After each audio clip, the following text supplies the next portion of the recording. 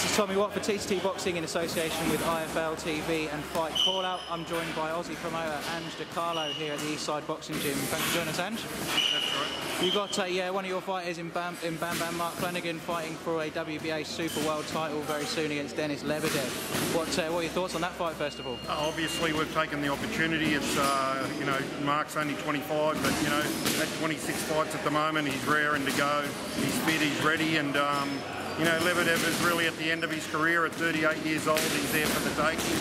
I believe, you know, we've got a puncher's chance, and if they underestimate Mark, well, it's the last thing they should do, you know what I mean? So it's going to be an incredible experience. I just found out Mark hasn't even travelled outside of Australia before, so that's right, yeah. Baptism of fire. Yeah, it's a good story, you know what I mean? He's been a country boy and moved into Brisbane only a year ago or thereabouts, so, you know, it's a good story, you know.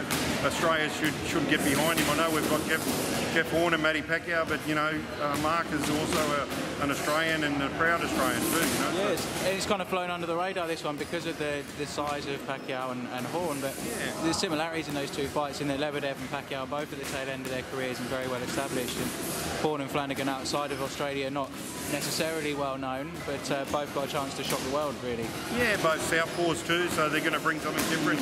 As you know, most fighters don't like fighting southpaws, but I mean, if you're a puncher like Jeff Horn and Mark Flanagan are, well then that's all the chances are that you know, they can cause an upset. I believe both of them have got a good chance, and that's what we need to see for Australian boxing. It's great. Yeah, definitely, and you say that the fight in this weekend in Brisbane between Horn and PACQUIAO has brought a lot of fans, a lot of media and attention to the sport, yep. Not just in Brisbane but all over Australia. All over Australia, that's right. Do you think that could be a spark for the sport to really go on and grow from there? Well, look, I hope so, and it really depends on how Jeff performs, you know what I mean? Because I mean, but I think if he can get there and win the fight, or even get into the later rounds, it's going to be a massive boost to Australian boxing. It's already been a massive boost. So yeah. I feel Jeff Horn, you know, is a winner anyway. You know what I mean?